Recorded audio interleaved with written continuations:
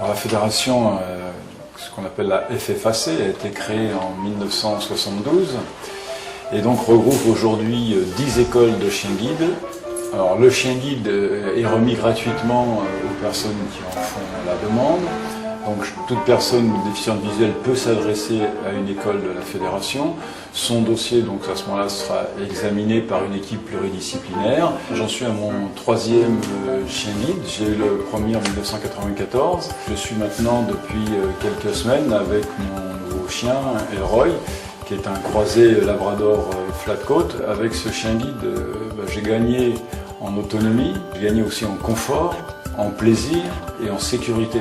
Ce sont des choses extrêmement importantes parce que le but essentiel du chien, c'est de pouvoir se déplacer.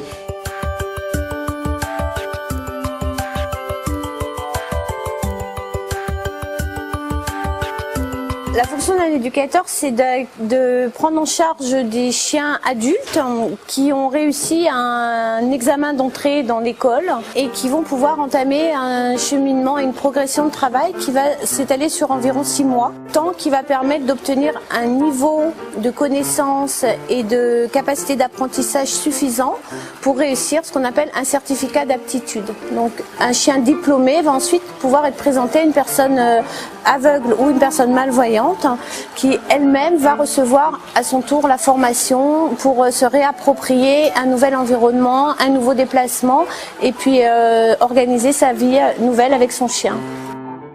Cette année, les journées portes ouvertes auront lieu le 25 septembre. Ce sont donc les 10 écoles qui, ce jour-là, accueilleront le public. Les gens pourront visiter les écoles, visiter les chenils, voir lorsqu'il y a des portées, voir des jeunes chiots qui seront là tout à fait craquants, comme la plupart des personnes qui les ont vus nous le disent.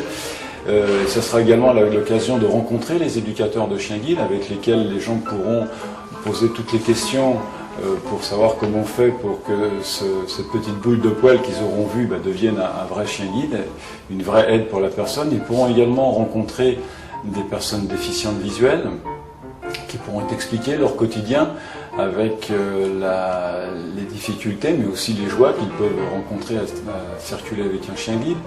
Il y aura également les familles d'accueil qui vont accueillir le chien juste après sa naissance jusqu'à son entrée à l'école et ils ont un travail extrêmement important à fournir.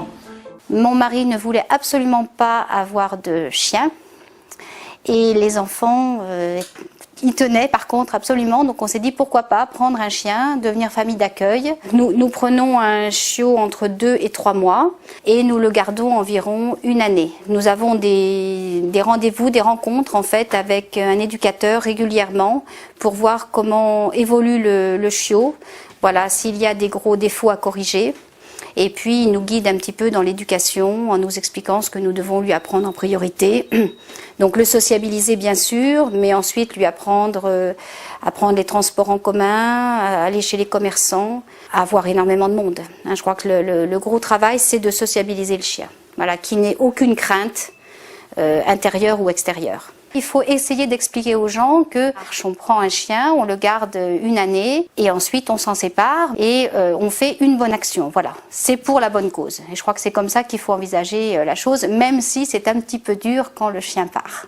Ces journées portes ouvertes, c'est vraiment une découverte du mouvement du chien guide, l'occasion de rencontrer tous les acteurs et en même temps c'est un moment festif puisque chaque école a dans son programme la possibilité de faire des animations, par exemple des chambres noires. Il y a également des ateliers braille, il y a également des démonstrations de chiens guides, donc toute une panoplie d'événements concentrés en une journée et qui permettent également de faire parler du chien guide d'un point de vue national.